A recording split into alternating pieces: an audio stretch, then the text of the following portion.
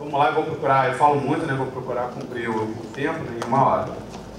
Não sei se vocês sabem, o rastreamento, esse conceito de quanto mais cedo detectar um câncer, melhor, esse conceito ele vem desde o finalzinho do século XIX, por volta mais ou menos de 1870, 1880, começou primeiro no Reino Unido, depois na América do Norte, uma ideia de que se um indivíduo ele frequentemente fizesse alguns exames preventivos, aquele popular check-up, ele estaria praticamente isento de boa parte das doenças que acometiam aquela população. Então, não tinha nenhum fundamento científico, aquela sugestão era uma intuição que as pessoas tinham, né? Poxa, se a doença a gente descobrir cedo e tratar, deve ser melhor do que esperar a doença ficar um pouquinho mais avançada.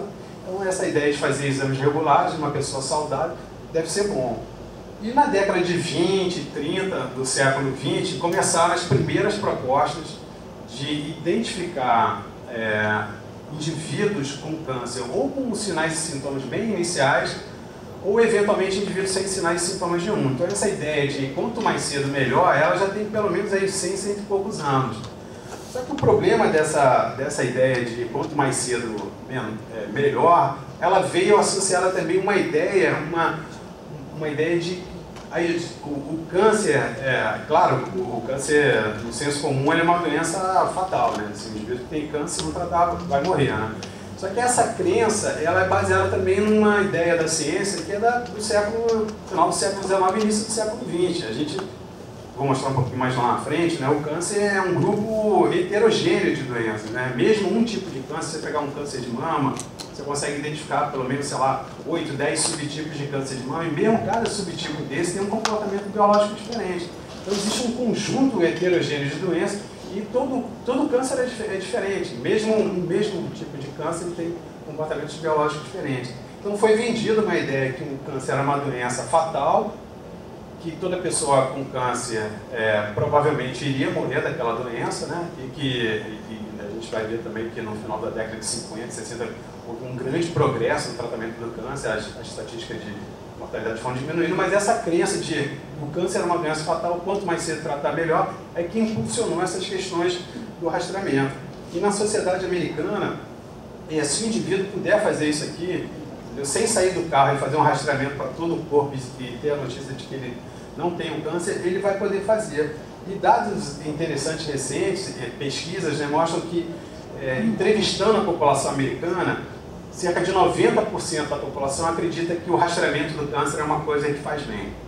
Então, o percentual de pessoas que duvida que o rastreamento faz bem é muito pequenininho.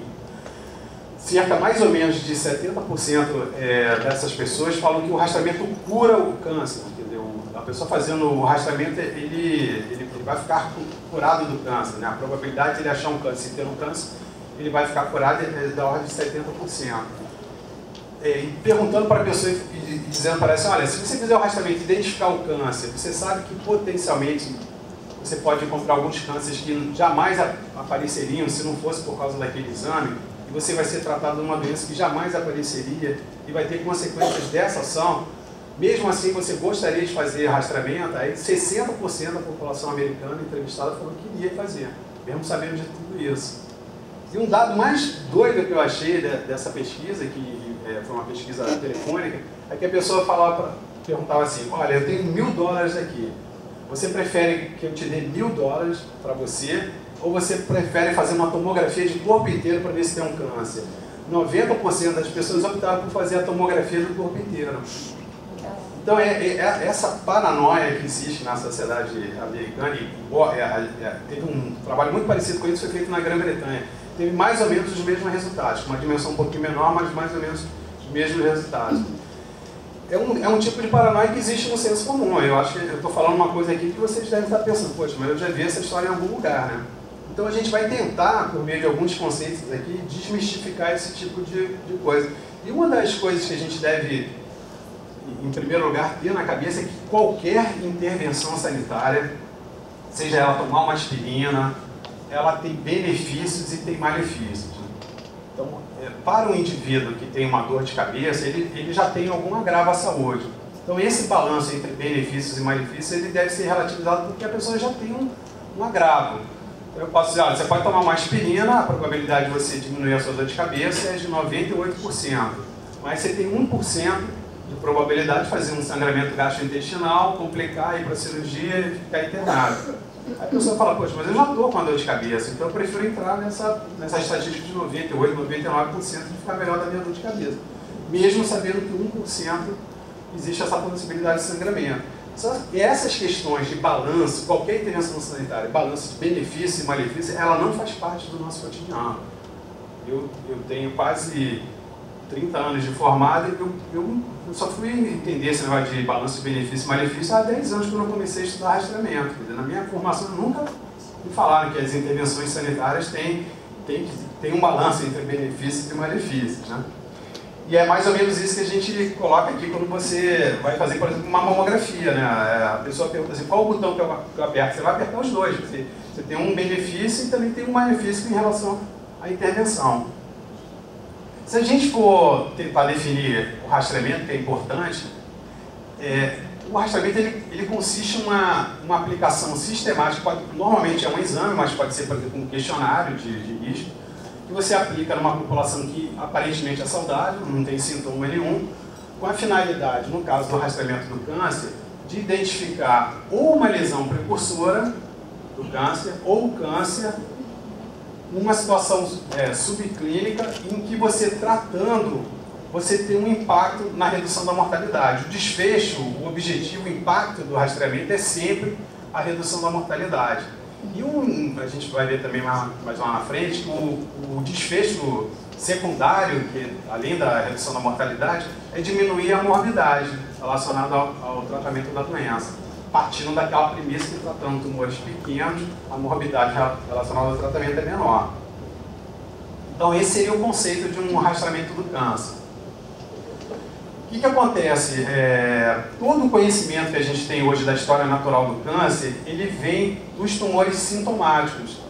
Só que o câncer é um conjunto de doenças com um subgrupo de populações celulares, na qual a maior parte da doença, ela não é sintomática.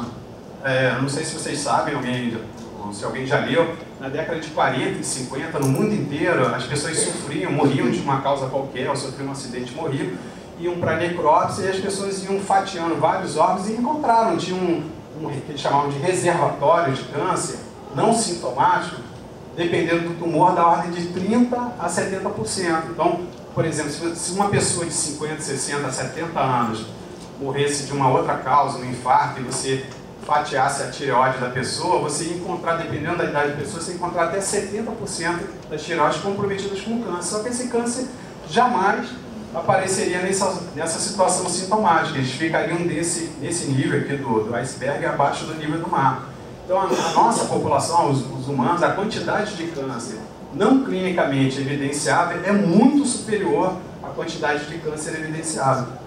Partindo dessa identificação, a gente já começa a entender, opa, se eu colocar um método de rastreamento procurando lesões assintomáticas, a probabilidade de eu encontrar um câncer vai ser muito grande. Quanto mais eu investigo, quanto mais eu procuro, mais a probabilidade de eu achar. Porque esse componente aqui é muito maior do que o componente sintomático. Agora, o pior de tudo isso é que as pessoas partem da premissa, que não é uma premissa científica, né?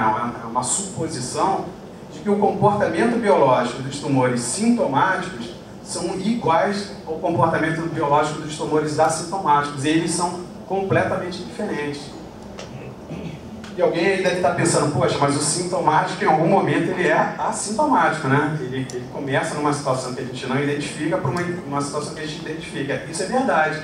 Só que uma parcela muito pequena dessa população aqui de tumores assintomáticos, ele vai se tornar sintomático em algum momento da trajetória de vida dessas pessoas. Então essas duas questões, primeiro, que existe um componente assintomático de tumores muito grande na população, muito maior do que os tumores sintomáticos, e que o comportamento biológico, o processo de carcinogênese dos tumores sintomáticos é diferente da população assintomática. Isso faz toda a diferença em relação ao rastreamento. Um tumor palpável, um tumor sintomático, ele já tem um comportamento biológico que mostra para mim que ele é de alguma forma agressivo, porque se ele não fosse agressivo, ele não apresentaria sintomas. O organismo humano ele tem uma capacidade de mediar esse crescimento tumoral muito grande. Então, só os tumores sintomáticos, na grande maioria das vezes, ou ele tem um comportamento intermediário entre o indolente e o agressivo, ou ele tem um comportamento agressivo, que é diferente dos tumores assintomáticos, onde a maioria deles, a grande maioria, mais de 80% desses tumores, tem comportamento indolente, ou um comportamento que a gente já ouviu falar em algum momento, que é aquele comportamento que ele é potencialmente regressivo. Isso acontece. Você já deve ter ouvido falar aquela história de um indivíduo que foi fazer um exame, viu que tinha um câncer e tal, foi na igreja e tal, rezou, aí alguns meses depois voltou lá e já não tinha mais câncer, né? Isso acontece para tumores assintomáticos com uma grande frequência, porque são tumores que têm um comportamento indolente e os mecanismos biológicos de retenção ou parada de crescimento daquele tumor podem fazer com que aquele tumor regrida. Isso não é infrequente acontecer. Então, de uma maneira geral, a gente tem um modelo de carcinogênese que a gente pode dividir tumores que teriam um comportamento como esse aqui, altamente agressivo, né? Ele tem a fase dele de doença microscópica até o aparecimento de lesão localizada no órgão, crescimento regional, quer dizer, o tumor se espalha próximo do órgão de origem e doença metastática levando à morte, num intervalo de tempo muito curto, né? Desde das primeiras células se multiplicando até a morte do indivíduo, o período de tempo é muito curtinho. Até tumores que você tem um período de tempo de crescimento que ele é tão grande que esse tumor jamais ele vai ser sintomático, jamais o indivíduo vai apresentar sintoma daquela doença, daquele câncer. E entre esses dois extremos eu tenho tumores de comportamento lento, sendo que alguns desses tumores eles são lentos, mas vão passar para a fase sintomática e eventualmente vão matar aquele indivíduo. Agora, um dado interessante, se a gente olhar essa linha de tempo aqui, é que o rastreamento, como eu falei para vocês na definição, é a aplicação de um teste, né, numa população assintomática, sadia, periodicamente, no intervalo de tempo, que pode ser de ano em ano, de 2 em 2 anos, de 3 em 3 anos, de 4 em 4 anos, com a finalidade de identificar tumores assintomáticos, né, que estão nessa curvinha. O que vocês percebem aqui? Que os tumores de crescimento lento, eles têm uma chance muito maior de aparecer no rastreamento, né? Se ele não aparecer aqui no rastreamento, ele pode aparecer aqui, pode aparecer aqui, enquanto que os tumores agressivos, a tendência dele é aparecerem, ou eles podem aparecer no rastreamento, mas a probabilidade é muito grande de eles aparecerem no intervalo do rastreamento. Então, isso está dizendo para a gente que a gente tem uma segunda grande falácia, que é aquela falácia que a gente chama de paradoxo do rastreamento. A pessoa faz o rastreamento, encontra um câncer, trata o câncer e fica curada. E ela fala assim, eu fiquei curada por causa do rastreamento. Mas não é porque ela fez o rastreamento que ela ficou curada, é porque o câncer que ela encontrou no rastreamento é um desses cânceres aqui, de comportamento lento. Então, mesmo que ela não fizesse o rastreamento, ou ela jamais teria o câncer, ou ela seria curada com câncer quando ele se apresentasse nos primeiros sinais e sintomas. A probabilidade de um rastreamento encontrar esse câncer é muito pequena. E mesmo que o rastreamento encontre esse câncer, independente de eu encontrar no rastreamento, aquela pessoa vai morrer daquele câncer. Então a gente tem situações em que a mulher faz o rastreamento, por exemplo, no caso do câncer de mama, identifica um câncer e morre daquele câncer de mama, independente do rastreamento. E a gente tem muitos casos de mulheres que nunca fizeram o rastreamento, identificam um câncer de mama e estão curadas do câncer de mama. Então esse discurso que o rastreamento salvou a minha vida, ele tem que ser relativizado em relação a essa situação que a gente está discutindo aqui. A gente tem que lembrar o seguinte, durante mais ou menos 150 anos, 130 anos, o rastreamento não era discutido sob o ponto de vista científico. Os primeiros estudos sobre rastreamento eles surgiram na década de 60 e 70, quando os primeiros ensaios clínicos randomizados começaram a ser feitos. Então, não sei se vocês sabem, por exemplo, o Papa Nicolau, que é o rastreamento do câncer cervical, ele nunca foi estudado como um ensaio clínico, que é o padrão ouro para definir se um rastreamento tem sucesso. Ele foi introduzido na década de 40, na década de 60, praticamente toda a população no mundo inteiro já fazia o Papa Nicolau, a mortalidade reduziu do câncer do colo uterino e ele foi introduzido dentro da prática clínica sem nenhuma análise sobre essa situação aqui que a gente está discutindo. somente pelo fato de observarem uma redução da mortalidade. Quando começaram a fazer alguns estudos observacionais, ensaios clínicos em relação ao câncer cervical, começaram a descobrir outras coisas interessantes em relação ao câncer cervical que não eram identificadas antes desses ensaios clínicos. E na década de 90, com a introdução da medicina baseada em evidência ou da política pública baseada em evidência, essa situação do rastreamento, ela ficou o tema mais estudado dentro da área de medicina e de saúde pública. Por exemplo, o rastreamento do câncer de mama é a entidade médica mais estudada em toda a história da medicina. Existem mais de milhões de artigos publicados em relação ao rastreamento. Então essas questões elas só vieram a ser estudadas do ponto de vista científico nos últimos 20 anos. Então, só para lembrar para vocês aqui que esse é um modelo, né? Existem diferentes possibilidades, mas em tese assim, você teria 4 grandes subgrupos de tumores. Os tumores que cresceriam, jamais apareceriam clinicamente e poderiam até regredir, aqueles que eventualmente poderiam aparecer, mas o crescimento é tão lento que a pessoa vai envelhecendo, morre de outra coisa, não morre do câncer, o câncer está lá, mas a pessoa não morre do câncer. Aquele que o tumor cresce, aparece, se ela não tratar, eventualmente ela vem a falecer. E aqueles tumores altamente agressivos, que a probabilidade, mesmo com o tratamento dela morrer, ainda é grande. Do ponto de vista, no geral, cada câncer tem um componente maior ou menor de cada um desses. Então, por exemplo, câncer de próstata, praticamente quase que 90% dos tumores ficam nesse grupo aqui. Mais ou menos o que acontece com o câncer de mama. Já o câncer de pulmão tem uma característica um pouquinho diferente, predominam os tumores intermediários e os tumores mais agressivos. Câncer de pâncreas já tem um comportamento, uma prevalência maior de tumores agressivos. Então, cada tipo de câncer tem um comportamento de subgrupo populacional diferente. Então, o que acontece na prática, né? Vamos pegar aqui 2 exemplos de câncer de próstata e o câncer de tireoide, que tireoide é um câncer importante aqui no estado de Santa Catarina. Quando você, na década de 80, no final da década de 80, introduziu o exame do PSA, o que aconteceu no número de casos identificados? Ele sofreu um aumento considerável, um aumento da ordem assim, de 300% de aumento. A população começou a fazer exame de PSA, você começou a identificar uma opção de câncer de próstata.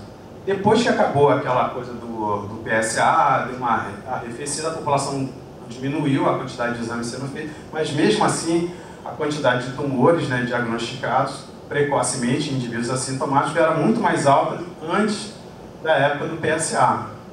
Só que a gente divide esse número de casos novos em 2 grupos, né, os tumores localizados e os tumores metastáticos, os tumores avançados. O indivíduo que tem câncer, ele não morre do tumor localizado. O tumor localizado não mata o indivíduo, né? O que mata o indivíduo, geralmente, é a doença metastática. O que a gente vê aqui? Se eu estou aumentando o número de casos novos de câncer, e esse número de casos de câncer, a grande maioria deles aqui, ó, é de tumor localizado, com o tempo, se a pessoa fez... Eu fiz o exame hoje, identifiquei o câncer. Então, em tese, eu estou antecipando aquele câncer que apareceria lá na frente, né? Porque eu estou fazendo um exame assintomático, eu fiz agora, lá na frente ele não vai aparecer clinicamente, eu estou antecipando. Então, a quantidade de tumores localmente avançados ou à distância tenderia a diminuir na mesma proporção que eu identifico o tumor localizado, né? Só que olha só o que acontece, ela não diminui, ou diminui muito pouco, diferente da proporção de aumento de casos localizados. Então, isso aqui quer dizer para mim que eu estou identificando câncer que jamais se tornariam tumores clinicamente evidentes. Eu estou identificando aqueles 2 subgrupos de tumores que ficariam ali no organismo da pessoa e jamais seriam descobertos se não fosse pelo exame do rastreamento. E dependendo do tipo de câncer, como aqui o câncer de tireoide, quando eu comecei a introduzir na década de 90 os exames de ultrassom de tireoide, você vê que aumenta o número de casos. O aumento de número de casos, ele acompanha o aumento de número de casos localizados, mas os tumores avançados ou metastáticos, ele não muda em nada essa curva. Então a capacidade que eu tenho de encontrar tumor, ela me direciona para os tumores de comportamento indolente, não os tumores de comportamento agressivo. Então isso acaba reforçando aquela ideia que eu identifiquei um tumor, o rastreamento salvou a minha vida. Na verdade, o que aconteceu, eu identifiquei um tumor que jamais seria descoberto se não fosse a questão do rastreamento. E quando a gente vai olhar a mortalidade, que é o desfecho, é o impacto que eu tenho das minhas ações de rastreamento, você vê que a incidência ela aumenta do câncer de próstata, uma proporção de mais ou menos 200%, e a mortalidade decresce uma proporção de 20%, mais ou menos, 18%.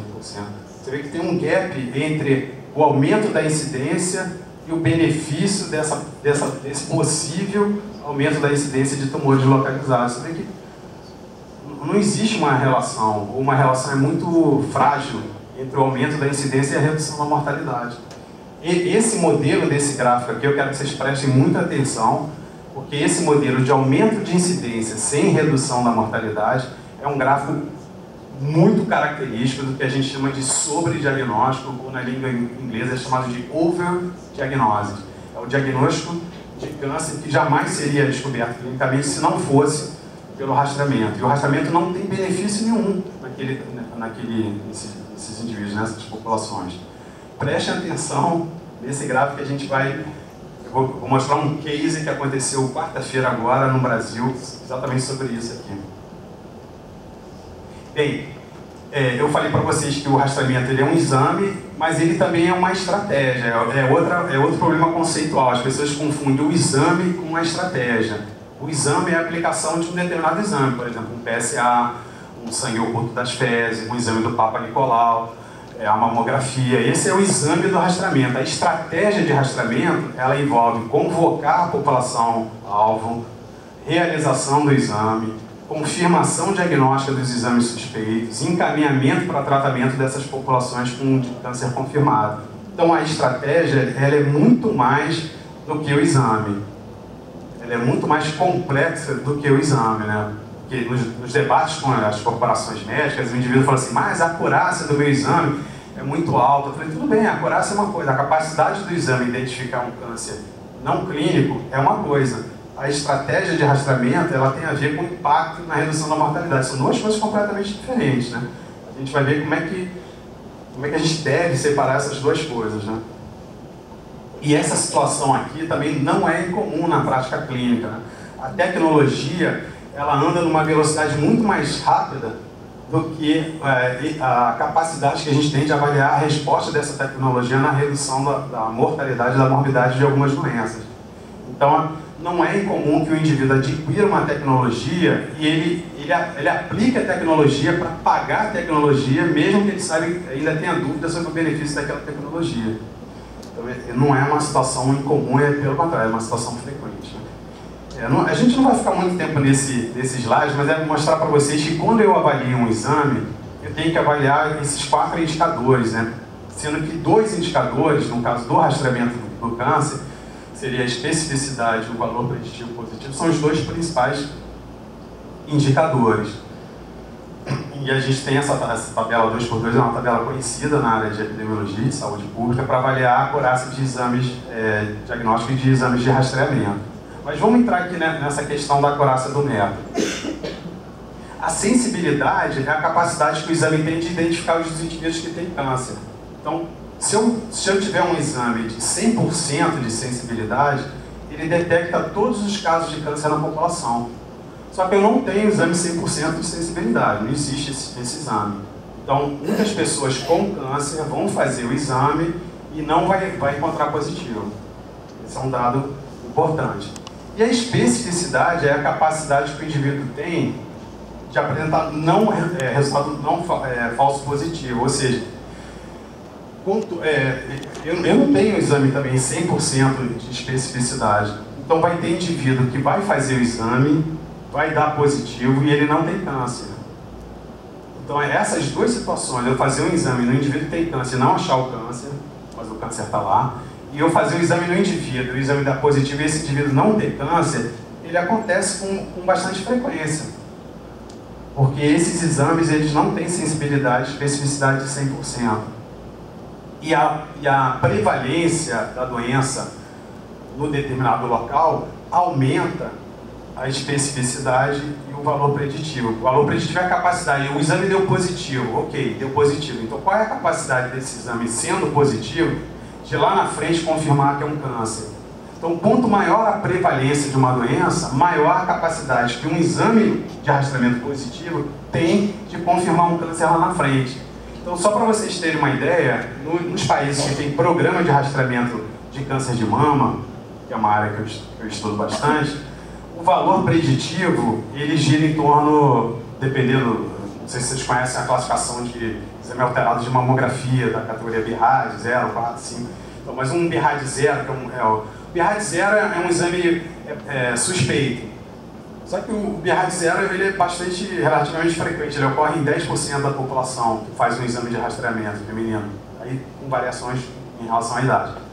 Mas um BIRAD 0, a probabilidade, o valor preditivo positivo nos países que têm altas taxas de ocorrência de câncer é da ordem de 20 e poucos %.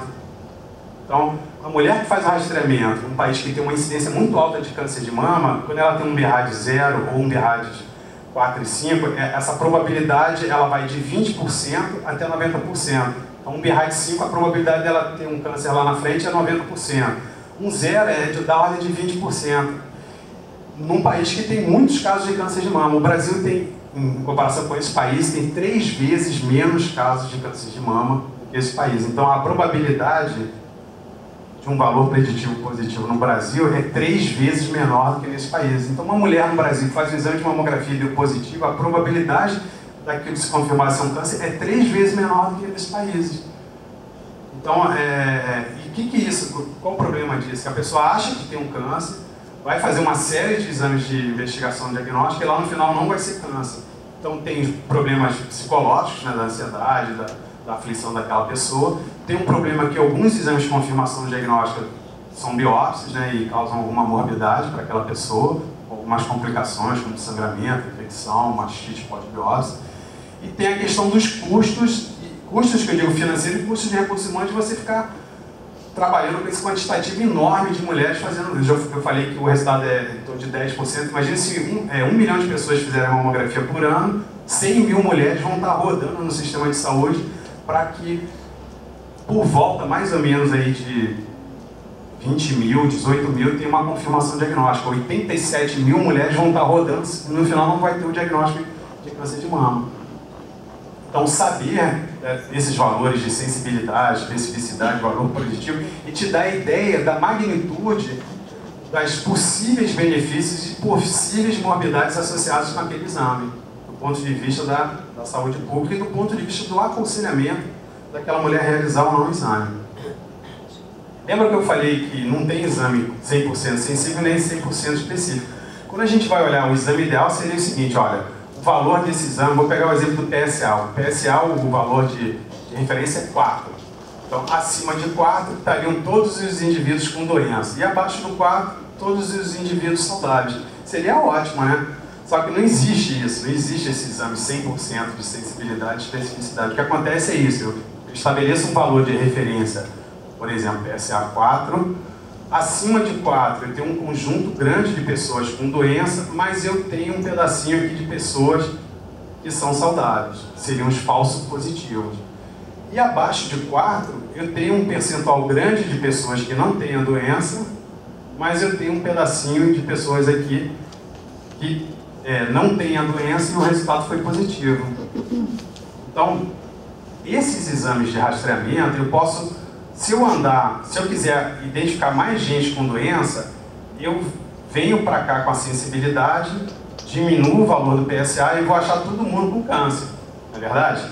Se eu jogar esse valor do PSA de 4 para cá, colocar ele aqui, todo mundo acima desse, vamos supor que esse valor seja 2. Todo mundo acima de 2 tem a doença. Só que olha a quantidade de pessoas que também não tem a doença, mas que tem um PSA positivo. Então, quando eu diminuo a sensibilidade, eu tenho um problema na especificidade e vice-versa. Então, esse balanço entre especificidade e sensibilidade, ele acontece sempre. Então, sempre eu vou ter essa ocorrência de exames falso positivo e falso negativo. O problema do falso negativo não é tão grande, porque como eu faço o rastreamento periódico, esse que não apareceu num primeiro momento vai aparecer um pouquinho mais lá na frente. Mas a especificidade causa problema, porque o falso positivo vai desencadear uma série de ações que pode inclusive acabar com a biópsia daquela lesão, daquela possível lesão maligna. Não sei se o pessoal aí atrás vai conseguir ver, é só para mostrar para vocês como é que a sensibilidade e a especificidade varia de acordo com a população. Eu tenho, isso aí no caso da mamografia para mulheres de 40 a 89 anos. Você pega essa população, a sensibilidade, isso foi na década de 90, né? Hoje a sensibilidade é maior e a especificidade também. Mas você tem aqui 75% de sensibilidade e 90% de especificidade. Mulheres mais jovens, 40, 44, 45, 49, a sensibilidade e a especificidade é menor do que as mulheres mais velhas. Então, mulheres mais novas que fazem mamografia de rastreamento têm a probabilidade de falso positivo e falso negativo maior do que as mulheres mais velhas. Isso gera problema para o sistema de saúde. Não só para o sistema de saúde, mas para a mulher também, né? Uma outra coisa que altera a sensibilidade e a especificidade é a característica da mama. Mulheres, mesmo mais velhas, mas que têm uma mama densa, pioram a sensibilidade e a especificidade. A capacidade, o treinamento do radiologista, radiologistas mais experimentados, mais capacitados, altera a sensibilidade e a especificidade. O equipamento da mamografia, se for um equipamento melhor, mais moderno, que tem um pouquinho mais de recursos, altera a sensibilidade e a especificidade. Então existe um conjunto de fatores que modificam a sensibilidade e a especificidade. Então não é incomum você ter um estudo que foi realizado no Reino Unido, no período tal, não sei o quê. Aí você vai olhar, a população era de população de mulheres idosas, num centro de referências, com equipamento de ponta, radiologistas treinados, e aí o resultado é aquele. Você não transporta aquele resultado para a realidade brasileira e acha que vai ter o mesmo resultado. Você tem que olhar o contexto nacional. O contexto nacional é o quê? Contexto de menor incidência da doença, então a probabilidade de ter mais problemas com sensibilidade e especificidade aumenta. Os equipamentos, dependendo do lugar que você vai fazer o exame, ele tem pior qualidade no sentido de serem equipamentos mais antigos, com menos manutenção. O profissional tem menos qualificação do que aquele que foi feito o estudo. Então tem uma série de questões que você tem que analisar. Então, na hora de você identificar se um exame ele é adequado, ou apropriado, ou conveniente para o rastreamento, eu estou analisando só o exame em si. Você tem que avaliar a confiabilidade dele, se um determinado exame, quando feito sob uma determinada circunstância, ele reproduz os mesmos resultados, né? Para exames de laboratório, se você calibrar o equipamento, isso não tem muito problema, né? Porque o equipamento não tem subjetividade. Agora, tu imagina um exame de Papa Nicolau. O Papa Nicolau é você identificar uma célula numa lâmina. Então, se você botar uma bancada, um conjunto de pessoas analisando aquela lâmina, a capacidade de todos verem a mesma coisa, ela vai diminuir. Porque entra muito da subjetividade do analisador. A mesma coisa acontece, por exemplo, com a mamografia. Então, a mesma mamografia vista por dois profissionais diferentes, que eles chamam de double reading, né, a leitura dupla da mamografia, melhora a acurácia. Porque às vezes um vê uma coisa, o outro não vê nada, aí um terceiro vai arbitrar para ver se tinha alguma coisa ou se não tinha. Agora, se um só vê, você vai confiar demais na capacidade daquele indivíduo que está vendo a lâmina, ou está vendo a mamografia. Então entra a questão da validade que a gente falou aqui, da sensibilidade e especificidade. A gente viu no caso da mamografia que isso varia conforme uma opção de coisa, desde a idade até o componente da mama e equipamento. A aceitabilidade do exame, né, se ele é conveniente, simples, né? Eu tenho uma história interessante, por exemplo, em relação ao rastreamento do câncer do intestino, que é feito com sangue oculto. Aí a pessoa, poxa, ótimo, né? A pessoa manda um kit, né? Você recolhe lá o cocôzinho, coloca lá o teste, manda pelo correio, não tem problema nenhum, né? O problema é o seguinte, se vier positivo, você vai fazer uma colonoscopia. A colonoscopia, ela tem um risco de perfuração, ela tem um risco de laceração da mucosa, tem um risco de você não chegar no local onde tem a lesão, tem um risco de morte pela colonoscopia, que é 0,0 alguma coisa por cento. Então, o exame de rastreamento em si, ele é super conveniente, mas o exame de confirmação diagnóstica, ele tem uma morbidade muito grande. Então, não basta só ver a aceitabilidade do exame de rastreamento, é preciso ver os exames subsequentes. E a questão do custo, né? Um exame de Papa Nicolau, em termos de complexidade, é menor do que um exame de mamografia. O exame de mamografia é muito mais complexo, né? Envolve desde um equipamento de radiologia, a um monitor capaz de colocar uma imagem com uma certa resolução, a expertise do profissional radiologista. Então, cada exame de rastreamento tem um custo, né, em termos de realização do exame, né, e de capacitação de recursos humanos diferentes de cada outro exame de rastreamento. Isso deve ser colocado em questão sempre que fizer uma opção de introduzir um determinado exame de rastreamento. Só que o rastreamento ele não termina no exame, né? Eu falei para vocês que a estratégia de rastreamento é que vai dar um impacto na mortalidade. Se uma mulher fizer um exame de mamografia e o resultado é positivo e ela for para casa e guardar o exame, se ela não entrar dentro daquele overdiagnose e for um câncer potencialmente letal, se ela não tratar, ela vai morrer. Então o rastreamento não garante a redução da mortalidade. Por isso que a gente chama que o rastreamento é uma estratégia.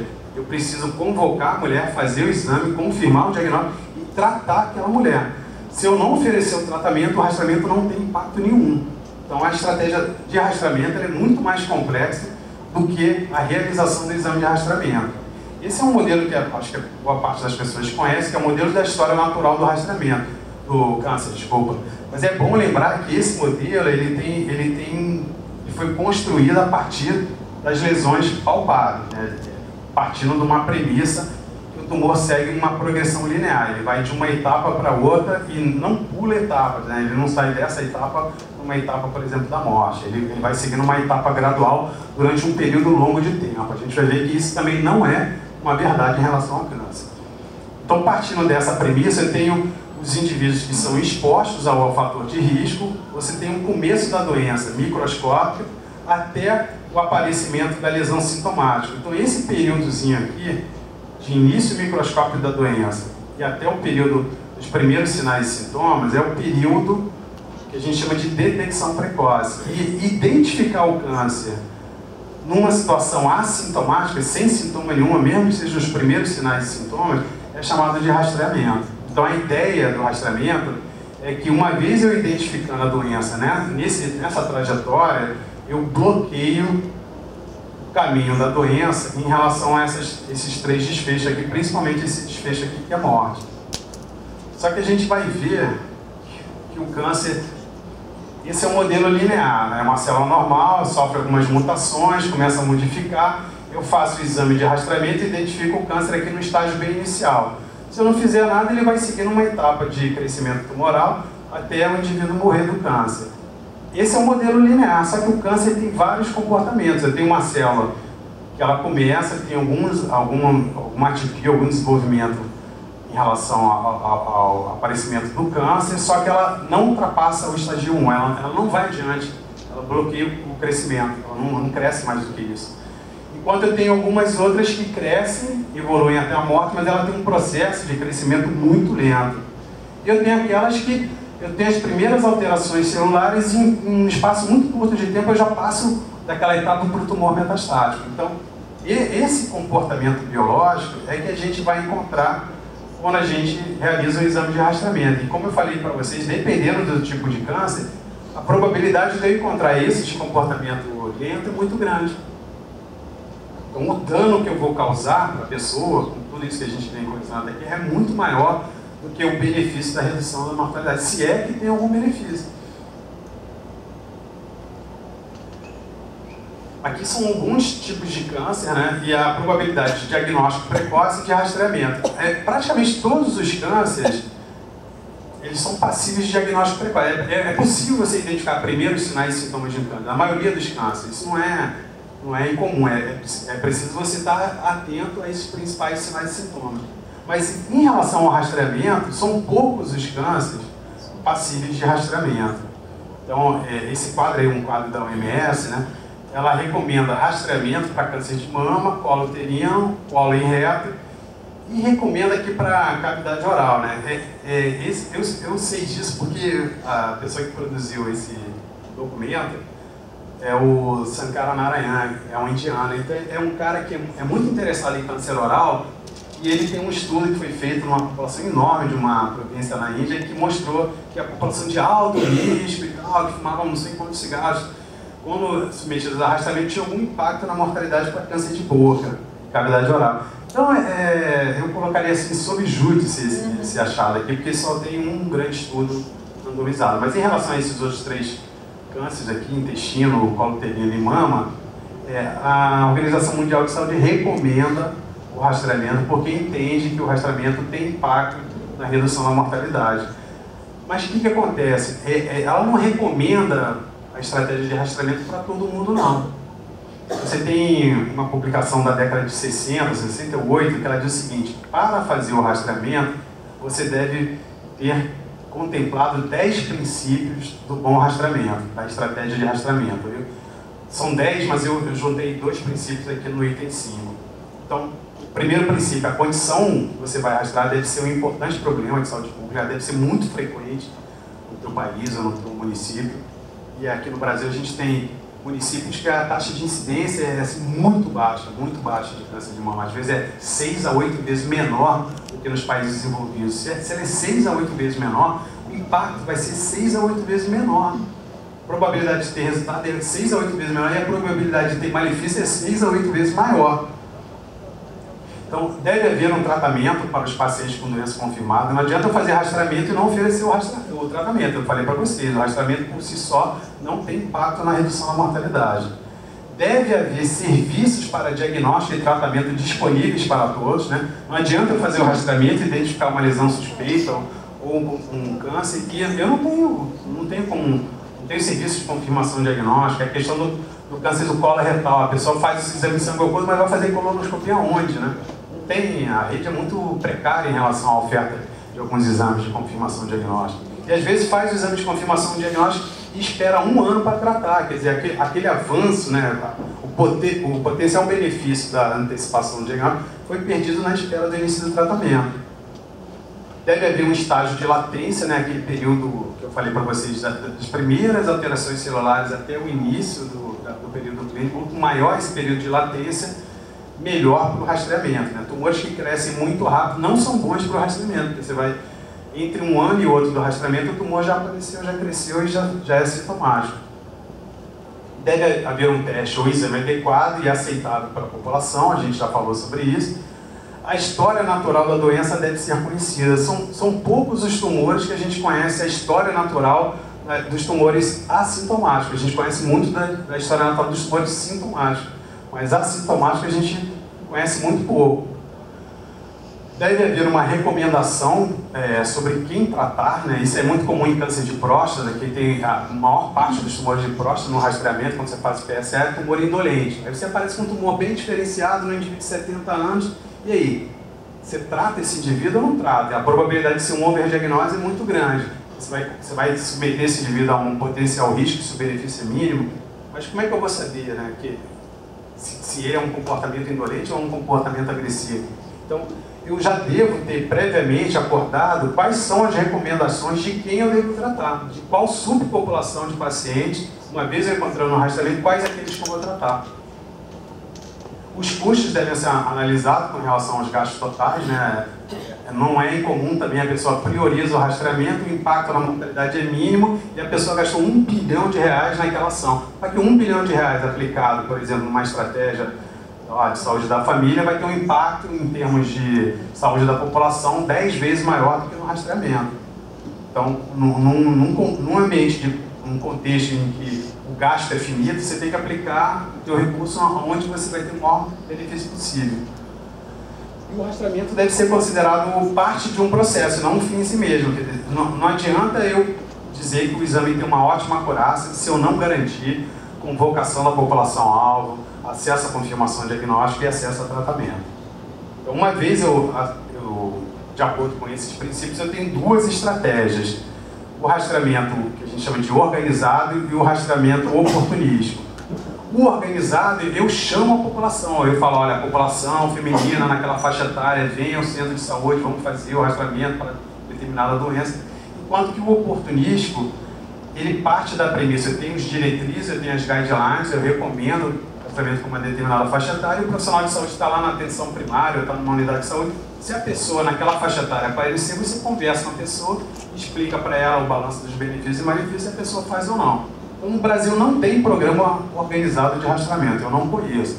Eu trabalhei 8 anos em conjunto com a Prefeitura de Curitiba para a gente tentar alavancar um rastreamento organizado para câncer de mama. Eu, já não acompanho mais essa iniciativa há uns 3 anos. A última vez que eu estive lá, eu acho que eles não chegaram nesse nível do organizado. Mas como o organizado, as pessoas, às vezes ele não é tão organizado assim, né? A pessoa consegue organizar a busca ativa das pessoas, consegue realizar o exame, consegue realizar a confirmação diagnóstica, mas não estrutura muito bem a rede para tratamento. Então a pessoa tem quase um programa organizado, mas não é totalmente organizado. Então o Curitiba está numa situação mais ou menos parecida com essa. Ele está organizando, mas ele não é totalmente organizado.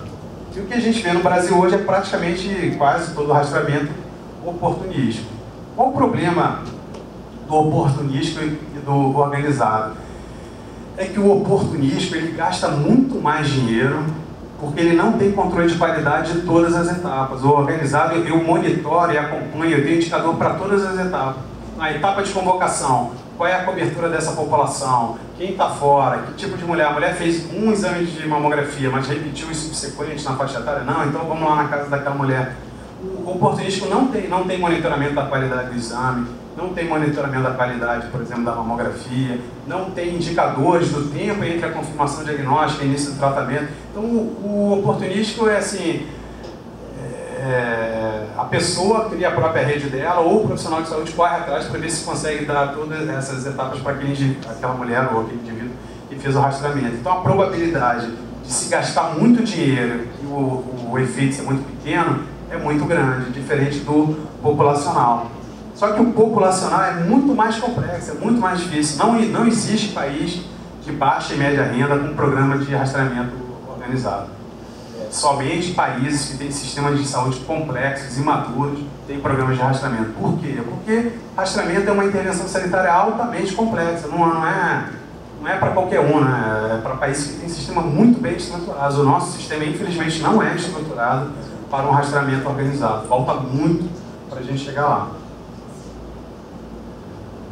Bem, no final, uma vez analisando todas essas questões, eu tenho que fazer um balanço, né? Eu tenho as opções de rastreamento e eu tenho que fazer um balanço entre benefícios e malefícios. Esse balanço de benefício, eu vou olhar o impacto na mortalidade, o impacto na morbidade, né? Na quantidade de tumores pequenininhos que demandam uma carga de tratamento menor. E tenho que olhar também se aquele determinado tipo de tumor, ele diminui a incidência. Por exemplo, rastreamento de câncer cervical e coloretal diminui a incidência, porque você tem uma lesão precursora na história natural da doença.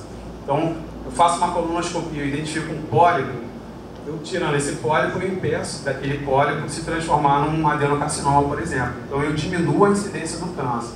Então, para alguns tipos de câncer, o rastreamento também diminui a incidência. Então, eu vou recolher os dados dos benefícios e vou recolher os dados dos malefícios em relação aos falsos positivos, falsos negativos, a quantidade de overdiagnósticos e os eventos relacionados aos procedimentos de confirmação diagnóstica e de tratamento. Então, a partir desse balanço de quantas pessoas para cada rastreamento, né, qual é a probabilidade dos malefícios e benefícios, é sempre subjetivo, não tem essa coisa de, na hora de estabelecer a recomendação, por mais científico que eu tenha os resultados das evidências em relação a benefício e malefício, a decisão é sempre subjetiva. E é esse o argumento que as pessoas normalmente falam, mas para salvar uma vida vale tudo, né? Vale colocar, por exemplo, para salvar uma mulher de câncer de mama, vale a pena tratar 60 mulheres que jamais apareceriam com câncer, vale a pena fazer 400 exames de mamografia subsequentes para confirmação do diagnóstico, 300 biópsias, isso vale a pena, porque para salvar uma vida. Não sei, eu acho que a gente vai ver depois ali, tem dois modelos, né? Uma decisão de um gestor que vai decidir pela população, não posso chamar toda a população e perguntar para ela, e tem a decisão compartilhada com a mulher no atendimento, ou com o homem, né, no atendimento diário, né? Agora, essa decisão, ela parte desse balanço. Se você só apresentar os benefícios, é provável que ela aceite o rastreamento. Se você apresentar só os malefícios, é provável que ela não aceite o rastreamento. Então, depende da forma como você apresenta. Eu vou passar aqui rapidinho, só para mostrar para vocês como é aquela que eu falei no início da apresentação, sobre os principais viés em relação ao rastreamento. Esse viés que a gente chama de viés de duração é aquele que eu falei, um tumor de crescimento lento, que é o tempo das primeiras modificações celulares até o início do sintoma, ele é muito longo Então, entre os intervalos do rastreamento, é provável que esses tumores de crescimento lento, eles apareçam no rastreamento. Só que como eles têm maior chance de aparecer na data do rastreamento, eles têm por si mesmo um melhor prognóstico. Não é porque o rastreamento salvou a vida, é porque o rastreamento encontra tumores de crescimento lento, que seriam tratados e seriam curáveis, mesmo que a mulher se apresentasse, ou o homem se apresentasse com sinais e sintomas. Enquanto que os tumores mais agressivos, eles têm um curso de desenvolvimento muito curtinho e é muito difícil eu coincidir o rastreamento com a ocorrência da identificação desses tumores de crescimento rápido. Mas pode acontecer. Aí, nessa situação, realmente o rastreamento salvou a vida. Então, por exemplo, para a mamografia, a probabilidade que uma mulher no rastreamento encontrou esse câncer aqui é da ordem mais ou menos de 10%. Sendo que mais ou menos 30% a 40% é o overdiagnóstico e os outros 50% a 60% são tumores que seriam curáveis quando ela se apresentasse na etapa do tumor palpável. Um outro viés que acontece muito é aquele tal do viés de antecipação. Se eu comparar dois grupos, o rastreado e o não rastreado, por um período de tempo, no momento que aparecem os primeiros sinais e sintomas, nesse exemplo aqui, tem 3 mulheres ou 3 homens viveram e 2 indivíduos morreram aqui. Quando você compara com o rastreamento, se eu comparar a partir desse momento aqui da data do sintoma, o tempo vai ser o mesmo, né? 3 anos aqui e 1 ano para a morte. Mas como eu antecipo o diagnóstico pelo rastreamento, a sobrevida desse indivíduo, ele passa a ganhar 1 ano de sobrevida. Então, por isso que nos estudos de rastreamento eu não posso contar com a sobrevida, porque no rastreamento eu sempre antecipo o momento do diagnóstico. Então, sempre eu vou ter um benefício da sobrevida. Então, quando a gente fala, eu fiz um programa de rastreamento lá na minha cidade, ou no meu estado, e a sobrevida em 5 anos aumentou significativamente nas pessoas rastreadas. Vai aumentar. E ela pode ter benefício, ela pode morrer na mesma data programada que o grupo controle. Ela só antecipou o diagnóstico da doença. Esse conceito aqui, overdiagnóstico, ele é um pouquinho mais complicado, mas eu vou tentar mostrar para vocês um exemplo de um estudo que foi feito numa população nos Estados Unidos. Eles pegaram 2 populações, uma ela ofereceu rastreamento com citologia pulmonar e raio-x de tórax, eram pacientes com risco de câncer de pulmão. E outra população ela não ofereceu nada. E observou durante um período de 6 anos. Quando acabou esse estudo de 6 anos, esse grupo aqui que recebeu a citologia e o raio-x tinham mais casos de câncer do que o grupo controle. E tinham muito mais casos detectados pelo rastreamento do que o grupo controle. Então aqui eram tumores identificados com sinais e sintomas, e aqui com rastreamento, no grupo que fez o rastreamento. E o grupo do rastreamento tem gente que aparecia com sinais e sintomas também. E o grupo controle, que não fez o rastreamento, as pessoas apareciam com sinais clínicos, mas num número diferente. Aí a pessoa falou assim, poxa, eu posso ter antecipado esse diagnóstico, vou esperar mais 10 anos acompanhando. Aí durante 10 anos ficou acompanhando os 2 grupos e percebeu que o grupo controle apareceram mais uns 10 casinhos de câncer, esse grupo aqui. Só que depois de 20 anos não apareceu mais nada. Então, comparando esses 2 grupos, o grupo que fez o rastreamento e o grupo controle, eles observaram que existia 46 casos extras de câncer nesse grupo. E a ideia é o seguinte, se eu rastrear, eu não antecipo o diagnóstico. Então, no final de 20 anos, os 2 grupos, se eu tenho a mesma população, estão expostos aos mesmos fatores de risco, as 2 populações vão ter o mesmo número de casos de câncer. Não tem por que ter número diferente. Se teve um número diferente, é porque foram tumores que apareceram no rastreamento e jamais apareceriam se não fosse o rastreamento. Então esse achado aqui é chamado de overdiagnose. Como é que a gente sabe que existe um overdiagnose, do ponto de vista epidemiológico? A gente acompanha as taxas de incidência. Quando as taxas de incidência elas vão aumentando durante o tempo, e essa taxa de incidência acompanha o número de mortes, é porque realmente tem um fator de risco aí na população que está fazendo com que apareça mais câncer e seriam identificados como tumores relevantes, clinicamente relevantes. Mas quando eu entre aspas, eu produzo um câncer, né, eu identifico câncer que jamais apareceria, esses casos novos são provocados pela oferta do exame. Então, não ocorre diminuição da mortalidade, porque eu estou identificando tumores indolentes, eles não têm impacto nenhum na mortalidade. São tumores que jamais comprometeriam a saúde daquela mulher ou daquele homem. Então, uma coisa interessante quando a gente olha curvas de incidência e mortalidade é para ver se houve um aumento significativo da incidência e se a mortalidade acompanhou. Se não houve isso, é porque eu tenho muito overdiagnose. Aí o que o pessoal lá nos Estados Unidos fez no registro de câncer americano?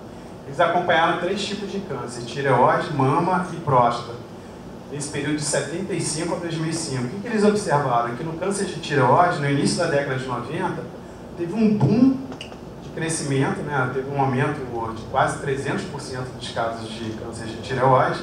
E olha o que aconteceu com a curva de mortalidade, não mudou nada. Então, essa característica dessa curva é uma característica de overdiagnose. No caso do câncer de mama, houve um aumento no caso de câncer de mama e houve um pequeno decréscimo de câncer, da mortalidade por câncer de mama. Então, o que essa curva diz? Que tem overdiagnoses, uma quantidade razoável, mas também tem uma subpopulação de mulheres que está sendo beneficiada com rastreamento. No caso do câncer de próstata, a mesma coisa. Teve um aumento no boom do diagnóstico, né? Aumento da incidência e, acompanhando alguns anos depois do aumento da incidência, uma redução muito pequenininha da mortalidade. Ela entra nessa situação do câncer de mama. Grande parte dos homens não se beneficiam em nada do rastreamento, mas uma parcela pequenininha se beneficia. Então, só para exemplificar para vocês, nesse mesmo período, né, 75 a 2010, você vê que, para alguns casos, como câncer de mama e próstata, você tem um crescimento da incidência e um decréscimo da mortalidade. Mas um decréscimo da mortalidade que ele não acompanha os aumentos da incidência. Olha que interessante aqui, câncer de intestino, né, de colo e câncer do colo uterino. Você tem uma diminuição da incidência, é o que eu falei que você identifica a lesão precursora, você pode diminuir a incidência. E você diminui a mortalidade. Então, diminuindo a quantidade de lesão precursora, ou tratando as lesões precursoras, eu diminuo a incidência e tem impacto na mortalidade. E alguns tipos de câncer que eu ofereço o rastreamento, eu tenho um aumento enorme da incidência, como o caso de tireoide, e praticamente não acompanha, tem um aumento de quase 200% da incidência, e tem uma redução ao longo de 30 anos de 7% da mortalidade. O rastreamento não tem nada a ver com essa redução da mortalidade. Ele está lançando uma quantidade enorme de casos de câncer que jamais seriam encontrados se não fosse pelo rastreamento. Então, como é que eu resolvo esse negócio? Como é que eu tomo uma decisão numa questão dessa, com essa complexidade toda? Tem duas questões, aliás, já tem 4 questões importantes. A primeira é a questão do letramento em saúde, que já foi falada aqui. Em geral, as pessoas com menor letramento, não só isso, menor letramento, elas têm menos ferramentas para a tomada de decisão. Então, elas são mais vulneráveis a qualquer tipo de argumentação. Então, as pessoas mais bem educadas, com melhor nível socioeconômico, elas têm a capacidade de entender melhor isso tudo que eu estou falando aqui, que eu entendo alguma coisa porque nos últimos 10 anos eu estou estudando, né? Então, os meus pares, quando eu faço essa apresentação, eles saem confusos também, né? O senso é difícil de entender, vai demorar um tempo. Eu não espero que vocês saiam daqui entendendo tudo não, vocês vão estar cheios de coisa na cabeça, mas vão aproveitar esse debate para vocês fazerem reflexões. Mas pessoas com menos letramento têm muito mais dificuldade de entender esse balanço do benefício e malefício, essas questões que a gente discutiu aqui. Então é muito difícil uma tomada de decisão informada, consciente, pessoas com menor letramento. E outra coisa é a questão das expectativas irreais, né? Eu falei para vocês no início, o senso comum da população é o seguinte: quanto mais cedo, melhor. Né? Só que isso é uma expectativa que não tem fundamento científico. E isso é reforçado pela mídia, é reforçado pelo complexo médico-industrial da saúde, é reforçado pela corporação dos especialistas. Fala assim, não, câncer de mama, uma praga, uma epidemia, isso e aquilo, né? E aí eles colocam na ideia na população que o risco é muito grande, a gente tem um risco que não é um risco grande, mas também não é um risco mínimo, né? De um país, por exemplo, da África, da África subsaariana, não é a mesma coisa, né? Mas a gente tem um risco que é 3 vezes menor do que o risco dos países que têm programas de rastreamento. Então é um risco bem menor, 3 vezes menor é muito. O risco de uma mulher nos Estados Unidos ter câncer de mama aos 40 anos é da ordem de 5%. A gente é menos de 1%, né? 0,9%, 1%. É muito menor. Então, além dessas expectativas irreais em relação ao risco, a gente tem expectativas irreais em relação ao resultado da intervenção. Então, eu já fui a vários fóruns com a sociedade civil e movimentos de mulheres que eu falava assim, quanto você acha que... Vou acabar. Quanto você acha que é a probabilidade de você fazer na mamografia e achando o câncer, que você foi curada pela mamografia? As pessoas respondiam 90%, 100%, e a chance é da ordem de 10%, 15%, depende da faixa etária, né? Mas quanto mais jovem, menor é a probabilidade que uma mulher foi salva pela mamografia. Quanto mais velha, maior a probabilidade que essa mulher foi salva pela mamografia. Por todas essas questões que a gente falou ali. Então as pessoas têm expectativas de risco e de resposta à intervenção que não são reais, elas são do senso comum, que foram vendidas por diferentes interesses. Então cabe a nós, eu não estou dizendo aqui que vocês vão pegar tudo isso aqui e vão considerar tudo que eu falei uma verdade, não. Eu quero que vocês vão nas fontes, né, que eu coloquei de referência, estudem, se aconselhem, principalmente com a CENA, né, para saber se isso que eu estou falando tem algum fundamento. Agora, não dá para acreditar nas coisas que vêm assim, para vocês sem nenhuma análise crítica. Por exemplo, na hora que você fala assim, o risco de uma mulher ter câncer de mama aos 40 anos no Brasil é da ordem de 1%. Dela morrer é da ordem de 0, alguma coisa por cento. Quando eu falo que nos países desenvolvidos a redução de mortalidade foi 20%, você imagina 20% de 0, alguma coisa. Então, em vez de a chance de morrer é 0,6. Em vez de ser 0,6 é 0,4. É melhor, né? 0,4 é melhor que 0,6, mas 0,4 e 0,6 é uma chance mínima da pessoa morrer de câncer de mama. Só que esse dado é dado num valor que a gente chama de valor relativo. Quando você apresenta os dados com valores absolutos, por exemplo, vou pegar aqui o PSA, esse dado é para a população americana. Então, tudo que está escrito aqui, em termos de benefício, eu estou superestimando aqui. Para o Brasil seria um benefício bem menor, e em termos de risco seria tudo maior. Então, vamos analisar isso aqui para a população norte-americana. Olha o que acontece.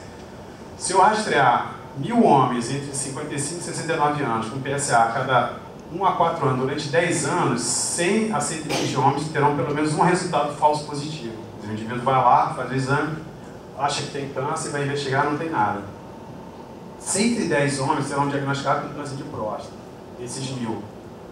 29 irão desenvolver disfunção erétil como resultado do tratamento. Se eu pegasse 110, sei lá, 100 homens que resolveram tratar, 29 vão desenvolver disfunção erétil. 18 vão desenvolver incontinência urinária.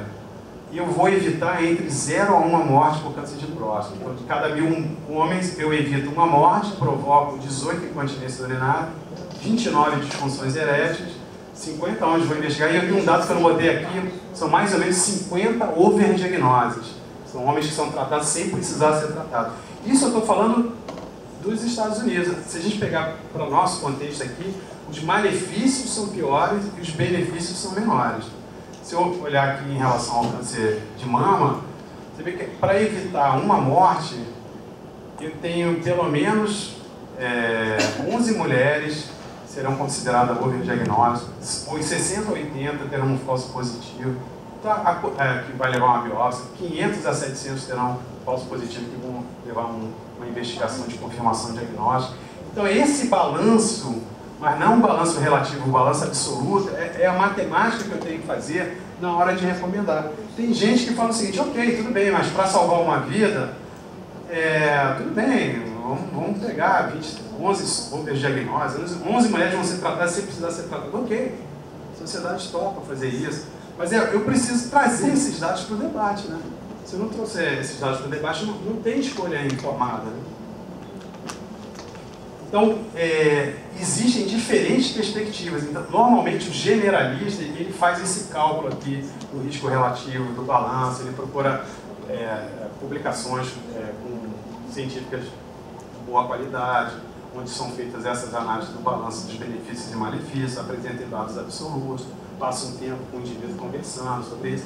Enquanto que o generalista, não porque ele é do mal, assim, eu sou generalista, eu sou do mal, eu quero ganhar dinheiro fazendo tratamento e tal, mas é porque na perspectiva dele, ele só trata doença avançada, ele não tem perspectiva populacional, no consultório dele só vê mulher com câncer de mão avançado, câncer de próstata metastático. Então, na cabeça dele, o rastreamento vai salvar a vida de todos esses indivíduos com doença metastática. Só que ele não tem esse conhecimento que eu procurei passar para vocês agora, da perspectiva populacional. Ele olha só a ponta do iceberg.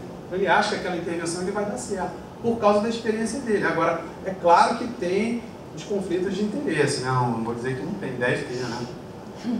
E por último, a questão do consentimento informado, né? que é você oferecer à população a informação para a tomada de decisão.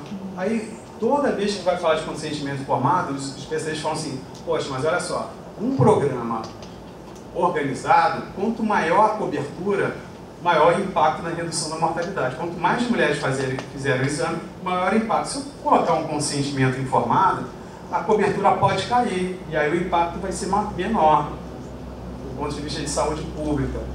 Mas aí a questão é a seguinte, o que vale mais, né? A redução da mortalidade de um programa tratando uma opção de pessoas sem necessidade, ou vale mais uma decisão informada e autonomia do indivíduo? Para as doenças, por exemplo, vocês sabem que para doenças infecciosas, se eu tenho uma vacina para sarampo, se eu não quiser vacinar, o problema não é só meu. O problema é que eu não vacinando, eu vou implicar, talvez, na ocorrência da doença naquele meu vizinho ali do lado. O câncer é diferente. Se eu tomar a decisão de não fazer o rastreamento, não vai implicar em nada na redução da mortalidade do meu vizinho. Não tem nada a ver, uma decisão minha. Eu posso tomar essa decisão, vai implicar na minha redução da mortalidade. Agora, na questão de um programa organizado, quanto menor a cobertura, menor o desempenho, né? Menor o desfecho, porque lembro para vocês que a probabilidade de você encontrar aquele tumorzinho agressivo no rastreamento é muito pequena. Então, se aumenta essa chance rastreando uma opção de gente, né? Aí o impacto vai ser maior. Agora, do ponto de vista individual, é a pessoa que tem que tomar a decisão. A decisão dela não vai influenciar em nada na morte da outra pessoa. Diferente, por exemplo, de uma doença contagiosa. Eu terminaria aqui a minha apresentação, mas rapidamente, antes de eu viajar para cá, eu recebi uma notícia que me abalou assim, profundamente, eu quase que não venho para cá. Ai, não. Mas eu falei assim, não, eu vou, mas eu vou mostrar uma coisa interessante. Há 2006, mais ou menos, o governo federal resolveu investir nos programas de detecção precoce e nos programas de controle de câncer. Aí fiz várias iniciativas. Uma das iniciativas era ampliar o rastreamento do Papa Nicolau e da mamografia. Durante um período, a mamografia ela ficou num regime de financiamento FAEP, quer dizer, o município fazia a mamografia a dar com pau e o governo federal repassava o recurso, independente da faixa etária. Aí a gente acompanhou durante 4 anos, tinha 50 e poucos % das mamografias abaixo de 50 e 40 e poucos % de 50 a 69. A gente falou, poxa, não vai ter impacto, né? Porque está sendo feito predominantemente na população que vai ter o menor benefício e o maior malefício. Então o que a gente fez? Fizemos uma portaria dizendo o seguinte, olha, FAEC só vai ficar agora a mamografia de 50 a 69. 40 e 49 fica no teto da média complexidade de acordo com a produção. Você vai negociar a produção. Você não tirou a mamografia, você só tirou o financiamento, né? Aí houve uma confusão danada, lobby das corporações, Sociedade de Mastologia, de Radiologia, Colégio Brasileiro de Radiologia, FEMAMAS da Vida, Oncoguia, todas essas organizações que são financiadas pelos laboratórios para fazer advocacy de alguma coisa, pressionaram o Legislativo Federal e eles criaram um decreto legislativo que é o seguinte, quando o legislador faz uma lei, o executivo, o presidente pode sancionar ou pode não sancionar, dependendo do tipo de lei. Então eu tenho mecanismos muito pequenos do executivo interferir no legislativo. E a mesma forma o legislativo interferir no executivo. Vamos supor que o executivo resolve fazer uma política pública de aumento do acesso da atenção primária. Não dá para um legislador fazer uma lei dizendo que é proibido agora aumentar o acesso à atenção primária. Não existe isso. Mas existe uma brecha que se chama decreto legislativo. Quando o legislador ele entende que uma ação de saúde pública pelo executivo ele fere algum preceito constitucional, ele pode fazer um decreto legislativo. Aí votaram um decreto legislativo para voltar a mamografia extrateto dos 40 ou 49 anos, e foi aprovada ontem, né? Então, medicina não baseada em evidências. Então saiu lá, a Câmara aprova projeto que assegura a mamografia com mulheres com mais de 40, saiu no Estadão, no Jornal Globo, aí ele vai justificando. Aí aqui ele chega no ponto que eu queria conversar com vocês, que é a questão, quanto mais eu estou baseado na ciência, mais capacidade eu tenho para o debate. Eu não sou enganado, assim, eu não sou submetido a determinadas práticas que não vai trazer benefício nenhum. Aqui embaixo, não sei se vai dar para ver, ele fala assim, ó, o câncer de mama avançado, ainda, segundo a entidade lá, que está presente em mais da metade dos casos de câncer de mama. Ele fala, olha, tem muito câncer de mama avançado no Brasil. Isso é ruim, né? É ruim, né? Só que para a fase de metástase, onde se constata a propagação do tumor para outras partes do corpo, é responsável por 90% das mortes relacionadas ao câncer de mama. Ok, ele está dizendo o seguinte, olha, a doença metastática é o que acaba matando a mulher. Então a solução para isso é rastrear. Rastreando a gente vai diminuir a quantidade de mulher com doença metastática. Vocês acreditam nisso, depois que eu falei para vocês? Não, agora vocês vão falar, não acreditamos. Mas olha o que acontece aqui, ó. A cobertura de mamografia nos Estados Unidos é da ordem de quase 80%, 78%, 80%, é muito alta, né? Então não é um programa organizado, é um oportunismo. Olha o que aconteceu, eu aumentei a cobertura de mamografia, né? Aumentou o diagnóstico de câncer de mama, aumentou a quantidade de doença localizada. Quando eu faço a mamografia, eu aumento a quantidade de doença localizada, não aumenta? Eu vou descobrir aquela parte de baixo do iceberg. Muda alguma coisa a doença à distância? Não muda nada, porque a doença à distância, o comportamento biológico dele não é aquele que eu mostrei para vocês, que não consegue identificar no rastreamento. Não muda nada, ficou aqui, ó, mesma coisa. Então, esse projeto ele é baseado na premissa que o rastreamento vai diminuir a quantidade de tumores metastáticos nas mulheres com câncer de mama. E aí vai diminuir a mortalidade do câncer de mama. Então ele parte de uma premissa científica completamente fora de propósito. Você vê aqui os gráficos de incidência e mortalidade, não tem correlação. A incidência aumenta e a mortalidade diminui muito pouquinho. Quer dizer, não vou dizer que não vai diminuir nada, né? Alguns casos de doença avançada, que seria doença metastática, vai ser identificado no rastreamento, mas só uma parte dessas doenças agressivas identificadas no rastreamento vai ser curada pelo tratamento. Outra parte não vai ser curada pelo tratamento. A gente ainda não tem tratamento para alguns tipos, subtipos de biológico de câncer de mama. Então, o tipo da política que a gente chama de politização da saúde, o indivíduo, o legislativo, ele faz uma política para conquistar legisladores, se não conquistar verba do complexo médico industrial para a próxima eleição, né, para a campanha dele, mas ele conquista o eleitor com uma política barata, né, assim, sem fundamento científico nenhum, e que tem um apoio enorme das sociedades civil organizadas, em defesa dos interesses da mulher, e não tem embasamento científico nenhum. Pelo contrário, vocês vão ver que vai aumentar a morbidade, vai aumentar os falsos positivos, falsos negativos, vai aumentar o overdiagnóstico. Quanto mais cedo eu faço o screening, maior a probabilidade que eu acho um tumor indolente, que jamais ia causar problema para aquela mulher. Então, eu espero, né, que vocês, a partir de agora, façam as suas reflexões, analisem isso tudo que eu estou falando. Meu e-mail está aqui, eu estou disponível para qualquer dúvida ou conversa, mas que vocês sejam agentes críticos das políticas públicas de saúde nesse país, principalmente em relação ao câncer. A perspectiva, daqui a 15, 20 anos, que o Brasil seja o 6º país do mundo em população de idosos e seja um dos principais países de ocorrência do câncer no mundo. E a gente não está preparado para essa epidemia de câncer. A gente está muito mal, o conhecimento das estratégias de controle, elas são completamente pouco difundidas nos profissionais de saúde. E quando é difundido, é um conhecimento enviesado dado pelas corporações. Então, eu espero que vocês sejam agentes na multiplicação dessa medicina, não é medicina baseada em evidência, porque eu também tenho crítica em relação à medicina baseada em evidência, porque a evidência é um elemento da tomada de decisão. Então, a tomada de decisão envolve questões culturais, morais, societárias, econômicas, enfim, tecnológicas, que não basta ter evidência para você incorporar uma tecnologia. Tem outras questões que você deve discutir. Então, obrigado pela paciência e até a próxima.